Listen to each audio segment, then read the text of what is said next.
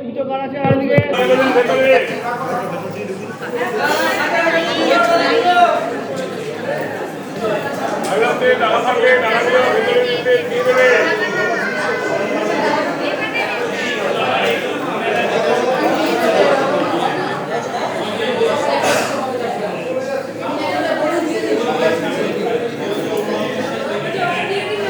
মোবাইলটা ভেতরে বন্ধ রাখবেন।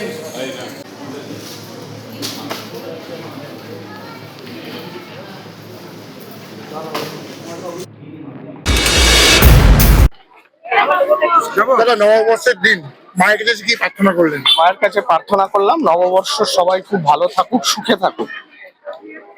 নববর্ষে যেন বাংলার ভালো হয়, বাঙালির ভালো হয়, সমস্ত মানুষ সুখে থাকুক। এবং ভোটের মরশুম আর কদিন পর বিধানসভা নির্বাচন, মায়ের কাছে বললাম এই নির্বাচনে যেন কোনো মায়ের কোল খালি না হোক, সমস্ত রাজনৈতিক দল শান্তিপূর্ণভাবে প্রচার করুক, রাজনৈতিক হিংসা মুক্ত হোক বাংলা, সবাই সুখে থাকুক। আমরা তো বলছি বারবার যে কোনো স্কুলে, কোনো স্কুলে, কলেজে, মন্দিরে কোথাও কোনো রাজনৈতিক হস্তক্ষেপ থাকবে না। এখানে প্রত্যেকে সাধারণ ভক্ত। এখানে একটাই পরিচয়, যারা মায়ের কাছে পুজো দিতে আসছে তারা এক ভক্ত। ভক্তদের লাইনে দাঁড়িয়ে বাকিরা যেমন পুজো দিচ্ছে, পুজো দিতে হবে, এটাই তো নিয়ম। এখানে আবার ভিআইপি কি আছে? ভক্তি ভরে পুজো দিতে আসলে লাইনে দাঁড়াতে হবে। তার আমরা বলছি রাজনৈতিক প্রভাব মুক্ত করবো প্রতিটা মন্দিরকে, প্রতিটা স্কুলকে। আপনি অন্য দলের প্রার্থী তৃণমূল এবং সিপিএম সবাইকে আজকে নাকি নিমন্ত্রণ জানিয়েছেন, কি বিষয়টা? আজকে বর্ষবরণ অনুষ্ঠান করছি আমরা বাগমোড়ে। এটা বৈশাখ মাসে, আমরা বৈশাখকে বরণ করে নেবো, বর্ষবরণ অনুষ্ঠান করবো বাগমোড়ে। আমরা বাঙালি তো, ফলে এই বর্ষবরণ আজকে রবীন্দ্রসঙ্গীত থাকবে, সন্ধ্যা মুখার্জির গলায় একজন গান করবেন। তো সেই অনুষ্ঠানে আমি চেয়েছি যে সিপিএম, তৃণমূল, কংগ্রেস সবাই আসুক, বাংলার সংস্কৃতিকে ফিরিয়ে আনি। সব জায়গায় রাজনীতি করতে হবে তো কোনো মানে নেই। কোথাও কোনো কোনো আমরা তো দেখেছি আগে রাজনীতি মিটিং মিছিলে মতাদর্শগত লড়াই হবে, আর তারপর মিটিং শেষে একসাথে বসে চা খাওয়া হবে। এখন পরিবেশটা কলুষিত হয়ে গেছে। এখন দুই বন্ধু যদি আলাদা দল করে তাদের বন্ধুত্ব নষ্ট হয়ে যায়, এটা তো কাম্য নয়।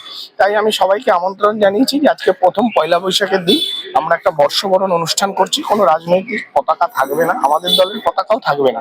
আসুন আমরা সকলে মিলে, কারণ আমরা প্রত্যেকে বাংলার লোক, আমরা বিষ্ণুপুরে প্রার্থী হয়েছি, সব প্রার্থীদের আমি আমন্ত্রণ করেছি যে আসুন সকলে মিলে নতুন বর্ষকে বরণ করে নিই। দাদা, আপনি যখন রাজনীতির ময়দানে নেমেছেন, যে প্রথম থেকেই বলে আসছে রাজধর্ম কথা বলে আসছেন, সেই নববর্ষে দিয়ে কি শুরু হলো? আমরা তো বলছি বারবার, আমার কোথাও আমি বলছি না যে আমি বলছি এই পরিবেশটা ফেরাতে হবে। সব জায়গায় রাজনীতি থাকবে না, রাজনীতির মতো নিশ্চয়ই থাকবে। আমি তৃণমূলের বিরুদ্ধে, কংগ্রেসের বিরুদ্ধে মাইকে বলবো, তারা আমার বিরুদ্ধে মাইকে বলবে, এটা তো ঠিক আছে, এটা তো ভালো সুস্থ রাজনীতির লক্ষণ। কিন্তু কেউ বিজেপি করছে বলে তার বাড়ি হামলা করব, সিপিএম করছে বলে বাড়ি হামলা করব, এইটা ঠিক না, এই পরিবেশটা ঠিক না। প্রত্যেকে, সমস্ত রাজনৈতিক দলের যারা কর্মী আছে, সিপিএম, তৃণমূল, বিজেপি, কংগ্রেস, প্রত্যেকে কোনো মায়ের সন্তান, কারোর স্বামী, কেউ কারোর স্ত্রী, কেউ কারোর ভাই। একটা তৃণমূল কর্মী মার খেলেও তার মায়ের কষ্ট হয়, একটা বিজেপি কর্মী মার খেলেও তার মায়ের কষ্ট হয়। এই পরিবেশটা না থাকা উচিত এবং মানুষ এই পরিবেশই চায়।